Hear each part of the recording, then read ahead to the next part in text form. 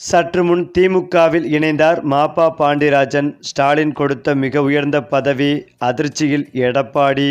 அதாவது கடந்த சில மாதங்களுக்கு முன்பு ம.ப. பாண்டியராஜனை தொலைத்து விடுவேன் என்று பகிரங்கமாக ராஜேந்திர பாலாஜி மிரட்டியதால் பரபரப்பு ஏற்பட்டது. விருதுநகர் மாவட்ட அதிமுகவில் ராஜேந்திர பாலாஜி குறுநில மன்னர் போல் செயல்படுவதாக ம.ப. பாண்டியராஜன் பேசியிருந்தார்.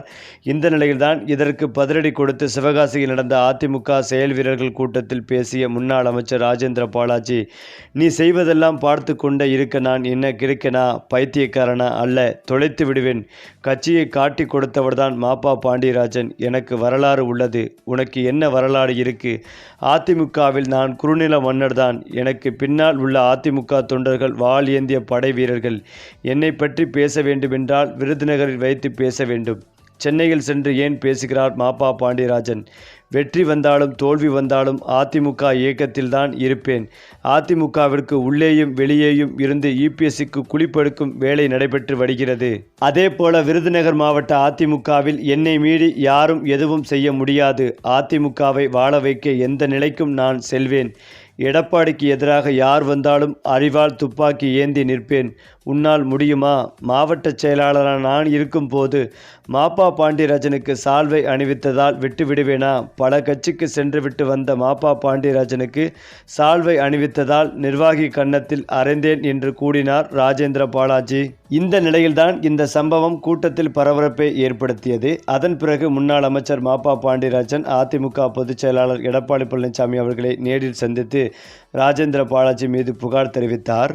சென்னை பசுமை வழிச்சாலையில் உள்ள எடப்பாடி பழனிசாமியின் வீட்டிற்கு சென்ற ம.ப. பாண்டியராஜன் அவரை சந்தித்து புகார் தெரிவித்தார். குறிப்பாக ம.ப. பாண்டியராஜன் ஒரு தமிழ்நாட்டைச் சேர்ந்த தொழிலதிபர் மற்றும் அரசியல்வாதி. இவர் முன்னாள் அதிமுக அமைச்சராகவும் பாஜகவின் உறுப்பினராகவும் இருந்துள்ளார். தற்போது வணிகத்தில் ஈடுபட்டுள்ளார். மேலும் 2026 சட்டமன்ற தேர்தலுக்காக விருதுநகர் தொகுதியில் போட்டியிட விருப்பம் தெரிவித்தும் வருகிறார். இவர் தமிழக அமைச்சரவையில் பள்ளிக்கல்வித்துறை அமைச்சராகவும் பணியாற்றினார். மேலும் பல அகழாய்வு பணிகளுக்கு வித்திட்டதாகவும் கூறுகிறார். அதன் பிறகு முன்னாள் அமைச்சர் ம.ப. பாண்டியராஜன் தொழிலதிபர், அரசியல்வாதி. யார் இந்த ம.ப. பாண்டியராஜன்? முன்னாள் அமைச்சர் ம.ப. பாண்டியராஜன் தொழிலதிபரும் அரசியல்வாதியுமான இவர் முன்பு அதிமுகவில் அமைச்சராக பணியாற்றி வந்தார் என்பதும் குறிப்பிடத்தக்கது. அதன் பிறகு பாரதிய ஜனதா கட்சியில் தனது அரசியல் வாழ்க்கையை தொடங்கினார். தேமுதிகவில் இணைந்து விருதுநகர் தொகுதியில் போட்டியிட்டும் தோல்வியடைந்தார். அதற்கு பிறகு 2016 முதல் 2021 வரை அதிமுக அமைச்சரவையில் பள்ளி கல்வித்துறை, இளைஞர் நலன் மற்றும் விளையாட்டுத்துறை அமைச்சராகவும் இருந்தார் என்பதும் குறிப்பிடத்தக்கது. தற்போது 2026 சட்டமன்ற தேர்தலுக்கு விருதுநகர் தொகுதியில் போட்டியிட விருப்பம் தெரிவித்துள்ளார்.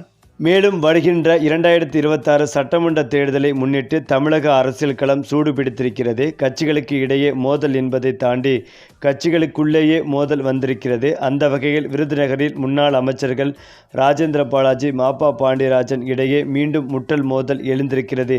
போட்டியிட்டால் விருதுநகரில்தான் போட்டியிடுவேன் என உறுதியாக கூறி வருகிறார் ம.ப. பாண்டியராஜன். அதே போல பிற கட்சிகளுக்கு இடையேதான் போட்டி என்றால் சில கட்சிகளில் கட்சிக்குள்ளே போட்டி இருக்கிறது. முன்னாள் அமைச்சர்களும் இன்னாள் அமைச்சர்களும் தங்கள் எதிரிகளை தங்கள் கட்சிக்குள்ளே இருந்தாலும் தூக்கி அடித்து வருகின்றனர். அந்த வகையில் தமிழகத்தின் பிரபலமான தொகுதியான விருதுநகர் அரசியலில் கடந்த சில தினங்களாகவே பரபரப்பு நிலவி வருகிறது. முன்னாள் அமைச்சர்களான ராஜேந்திர பாலாஜி, ம.ப. பாண்டியராஜனுக்கு இடையே இருக்கும் பஞ்சாயத்து தான் விருதுநகரில் ஹாட் டாபிக். அது மட்டுமில்லாமல் 2011 தேர்தலில் அதிமுக கூட்டணியில் தேமுதிக சார்பில் நின்று வெற்றி பெற்றவர்தான் ம.ப. பாண்டியராஜன். தொடர்ந்து விஜயகாந்தின் மீது அதிருப்தியடைந்த அவர் அதிமுகவில் இணைந்தார். 2014 சட்டமன்ற தேர்தலில் வெற்றி பெற்று அமைச்சராகவும் நியமிக்கப்பட்டார். தொடர்ந்து விருதுநகர் மாவட்டத்தில் ஆதிக்கம் செலுத்தி வந்த ஆர்.பி. உதயகுமார், ராஜேந்திர பாலாஜியும் அமைச்சர்கள் ஆனார்கள். இதற்கிடையேதான் சென்னைக்கு தனது அரசியலை மாற்றினார் ம.ப. பாண்டியராஜன். அதேபோல 2021 தேர்தலில் ஆவடி தொகுதியில் போட்டியிட்டு ம.ப. பாண்டியராஜன் தோல்வியடைந்தார் என்பதும் குறிப்பிடத்தக்கது. மேலும் அதே நேரத்தில் திருமங்கலத்தில் ஆர்.பி. உதயகுமார், விருதுநகரில் ராஜேந்திர பாலாஜியும் வெற்றி பெற்றனர். இதனால் அவர்கள் அந்தந்த தொகுதியில் ஆதிக்கம் செலுத்தி வருகிறார்கள். சிவகாசியில் இந்த முறை ராஜேந்திர பாலாஜி போட்டியிடலாம் என சொல்லப்பட்டது. இதற்கிடையேதான் விருதுநகரில் வீடு கட்டி குடியேறியிருக்கும் ம.ப. பாண்டியராஜன் தன்னுடைய பழைய ஆதரவாளர் வட்டத்தை திரட்டி வருகிறார். இதனால் அதிருப்தியடைந்த ராஜேந்திர பாலாஜி தனக்கு போட்டியாக ஒருவர் வந்துவிடக்கூடாது என பொதுக்கூட்டங்களிலேயே ம.ப. பாண்டியராஜனை வெளிப்படையாக விமர்சித்து பேசியது அதிமுகவில் பரபரப்பையும் ஏற்படுத்தி வருகிறது. குறிப்பாக கடந்த மக்களவைத் தேர்தலில் விருதுநகரில் போட்டியிடலாம் என மாப்பா பாண்டியராஜன் நினைத்த நிலையில் அதிமுக தலைமையிடம் பேசி தேமுதிகவுக்கு ஒதுக்க வைத்தவர்தான் ராஜேந்திர பாலாஜி. இந்த நிலையில்தான் 2026 சட்டமன்ற தேர்தல் நடக்க இருக்கும் நிலையில் விருதுநகரில் போட்டியிட ஆர்வம் காட்டி வருகிறார் மாப்பா பாண்டியராஜன். ஆனால் அவருக்கு போட்டியாக கௌதமியை களமிறக்க இருப்பதாகவும் சொல்லப்படுகிறது. இதற்காக விருதுநகர் தொகுதியை பாஜகவுக்கு ஒதுக்க தயாராகி வருகிறார் ராஜேந்திர பாலாஜி. அதே நேரத்தில் போட்டியிட்டால் விருதுநகரில்தான் நான் தீர்மானமாக முடிவெடுத்து தன்னுடைய ஆதரவாளர்களை தயார்படுத்தியும் வருகிறார் மாப்பா பாண்டியராஜன். அந்த வகையில் ஜெயலலிதாவின் அரசியல் காலத்தில் குறுகிய காலத்திலேயே இடம் பிடித்தவர்தான் முன்னாள் அமைச்சர் மாப்பா பாண்டியராஜன். அதனால்தான் அவரை ஆவடியில் நிற்க வைத்து அமைச்சராக்கினார் ஜெயலலிதா. இதனால் இவருடைய மறைவுக்கு பிறகு ஓபிஎஸ் பக்கம் நின்ற மாப்பா பாண்டியராஜன் பிறகு எடப்பாடி பக்கம் வந்தார். அண்மை காலமாகவே ஆர்ப்பாட்டம் இல்லாமல் இருக்கும் மாப்பா பாண்டியராஜன் பாஜகவில் இணையப் போவதாக கூட செய்திகள் கசிந்தன. ஆனால் அந்த வதந்திக்கெல்லாம் முற்றுப்புள்ளி வைத்துவிட்டவர். சென்னை அரசியலை விட்டு மீண்டும் சொந்த ஊரான விருதுநகர் மாவட்ட அரசியலுக்கு திரும்பி இருக்கிறார். அதிலும் முக்கியமாக 2009 விருதுநகரில் தனது அரசியல் வாழ்க்கையை தொடங்கிய மாப்பா பாண்டியராஜன் 2009 மக்களவைத் தேர்தலில் தேமுதிக வேட்பாளராக தனித்து நின்று சுமார் 1.5 லட்சம் வாக்குகளை பெற்றார். அதன் பிறகு 2011 சட்டமன்ற தேர்தலில் அதிமுக கூட்டணியில் தேமுதிக வேட்பாளராக விருதுநகரில் போட்டியிட்டு வெற்றி பெற்றார்.